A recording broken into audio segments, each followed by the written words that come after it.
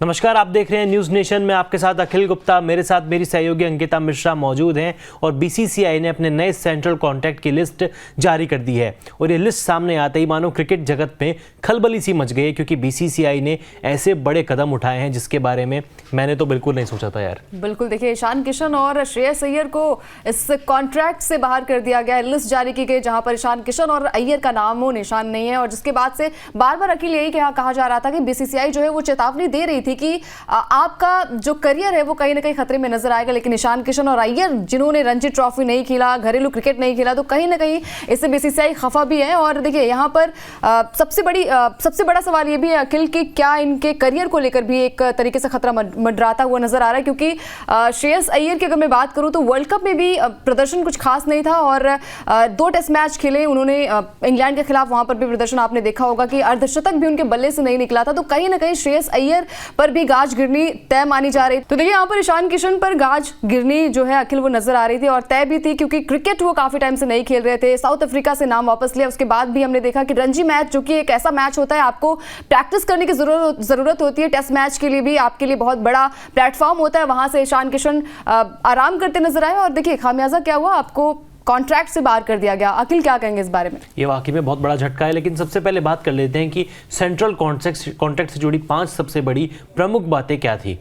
पहली बात तो ये है कि श्रेयस अय्यर और ईशान किशन को लिस्ट से बाहर कर दिया गया है। साथ ही चेतेश्वर पुजारा और चहल जैसे दिग्गज प्लेयरों को भी कॉन्ट्रैक्ट में कोई जगह नहीं मिली। अजिंक्य रहाणे को भी कोई कॉन्ट्रैक्ट में जगह नहीं मिली है। लेकिन हार्दिक पांड्या को ग्रेड ए में रखा गया है। और मैं हाथ इसलिए रहा हूँ क्योंकि यार हार्दिक पांड्या भी तो इंजर्ड थे। हार्दिक पांड्या ने भी तो घरेलू क्रिकेट नहीं खेला। हम सवाल उठा रहे हैं कि अय्यर ने घरेलू क्रिकेट नहीं खेला, ईशान किशन ने घरेलू क्रिकेट नहीं खेला। और आपके स्क्रीन पर आप देख रहे हैं 5 बड़ी बातें। श्रेयस अय्यर और ईशान किशन को कॉन्ट्रैक्ट से बाहर कर दिया गया है। सेंट्रल कॉन्ट्रैक्ट की बड़ी बातें हैं। हार्दिक पांड्या को ग्रेड ए में जगह मिली है।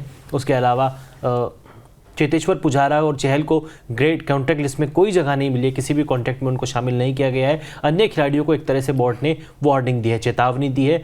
साथ ही जायसवाल और पाटीदार को पहली बार कॉन्ट्रैक्ट मिला है। इन दोनों युवा खिलाड़ियों के लिए वाकई में ये एक बड़ी बात है अंकिता। लेकिन हार्दिक पांड्या, देखिए हार्दिक पांड्या क्योंकि रेड बॉल क्रिकेट में भी आपको खेलते नजर नहीं आए, व्हाइट बॉल में भी वो खेलते हैं, लेकिन फिर इंजर्ड हो जाते हैं। हमने देखा है कि आईपीएल में बहुत वो दमखम दिखाते हैं। आपने देखा होगा चाहे वो गुजरात टाइटंस की बात हो या फिर मुंबई इंडियंस के लिए वो खेलते हुए नजर आए थे। लेकिन यहाँ पर सवाल ये है कि रेड बॉल क्रिकेट में भी आप अच्छा प्रदर्शन नहीं करते हो, उसके बाद भी आपको कुलदीप यादव के पहले रखा जाता है। कुलदीप यादव जिन्हें ग्रेड बी में रखा गया है, मैं बहुत नाखुश नजर आ रही हूँ और फैंस भी शायद इससे नाखुश होंगे, क्योंकि डिजर्व करते हैं। कुलदीप यादव तीनों फॉर्मेट में अच्छा प्रदर्शन रहा है उनका, वर्ल्ड कप में अच्छा प्रदर्शन रहा है। और आपने अभी देखा हो जो मैच चल रहा है इंडिया वर्सेस इंग्लैंड के बीच में भी अच्छा प्रदर्शन रहा है। देखिए बीसीसीआई के सेंट्रल कॉन्ट्रैक्ट में ग्रेड ए में है R Ashwin, Mohammed Shami. Grade B में देखिए यहाँ पर सूर्य कुमार यादव, ऋषभ पंत, कुलदीप यादव, अक्षर पटेल और यशस्वी जायसवाल को यहाँ पर रखा गया है। ग्रेड सी में रिंकू सिंह, तिलक वर्मा, गायकवाड़, शार्दुल ठाकुर, शिवम दुबे, बिश्नोई जैसे तमाम बल्लेबाज यहाँ पर शामिल है। इसके बाद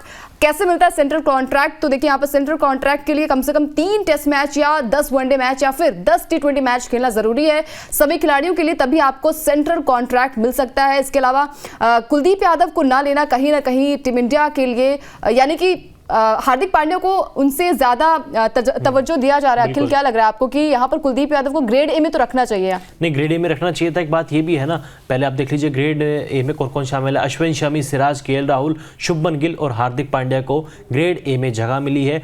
लेकिन चौंकाने वाली बात यह है कि जो बातें हो रही है ना कि आपने अय्यर को नहीं चुना, आपने ईशान किशन को नहीं चुना। क्यों नहीं चुना? क्योंकि वो चोटिल थे।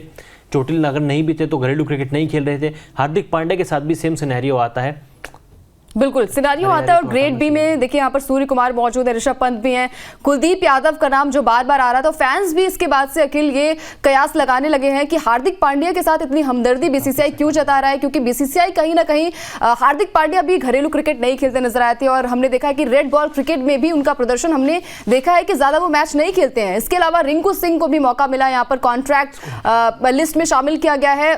ग्रेड सी में वहां पर मौजूद हैं आपके क्या कहते हैं रिंकू सिंह, रजत पाटीदार केदार और जायसवाल के लिए बहुत अच्छी अचीवमेंट है अखिल, लेकिन यहाँ पर बात बार बार हो रही है कुलदीप यादव बनाम हार्दिक पांड्या को ग्रेड ए में शामिल किया गया है, वहीं कुलदीप यादव को ग्रेड बी में। क्या आपको लगता है कि यहाँ पर कुलदीप यादव डिजर्व करते हैं ग्रेड बी? क्योंकि मेरे हिसाब से तो नहीं डिजर्व करते हैं। जिस तरीके से प्रदर्शन उनका रहा है, चाहे वो टेस्ट मैच देख लीजिए, चाहे उनका वनडे करियर देख लीजिए, T20 में भी तहलका मचाते हुए नजर आए हैं, तो यहाँ पर बात भी उठती है क्योंकि आपने कुलदीप यादव जैसे एक अच्छे गेंदबाज को आपने रखा है ग्रेड बी में, और जो कि घरेलू क्रिकेट नहीं खेलते हैं यानी कि हार्दिक पांड्या, उनको ग्रेड ए में शामिल किया गया। तीनों फॉर्मेट भी तो खेल रहे हैं कुलदीप यादव, आपके लिए तीनों फॉर्मेट में अच्छा परफॉर्मेंस कर रहे हैं। टेस्ट, वनडे, T20 बंदा विकेट भी ले रहा है, मैच भी जिता रहा है, सिंगल हैंडली मैच भी जिता के दे रहा है, उसके बाद भी आपने उनको ग्रेड बी में रखा है। जबकि हार्दिक पांड्या वो अनऑफिशियल तरीके से आप कह लीजिए कि टेस्ट क्रिकेट से रिटायर ही हो चुके हैं, किनारा काट चुके हैं, उनको खेलना ही नहीं है टेस्ट क्रिकेट। वनडे खेलते हैं, T20 खेलते हैं, लेकिन उसमें भी इंजर्ड हो जाते हैं। कब फिट होंगे कुछ पता नहीं है, भगवान को ही नहीं पता कि वो कब फिट होंगे, हार्दिक पांड्या को खुद नहीं पता है।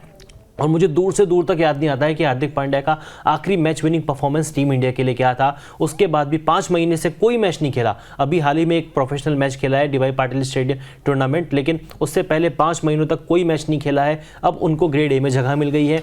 मेरी समझ से पर है यार, आपने किस बिना पर ये कॉन्ट्रैक्ट लिस्ट बनाई है? अगर आपको रखना ही था हार्दिक को तो आप ईशान और अय्यर को भी रखते। फिर अय्यर को क्योंकि वर्ल्ड कप में ना आउट क्लास गया, 550 से ज्यादा रन बनाए, 500 से ज्यादा रन बनाए, 2 शतक भी उनके बल्ले से आए थे। ईशान किशन भी लगातार अच्छा करते आ रहे हैं, आप इनको भी मौका दे देते।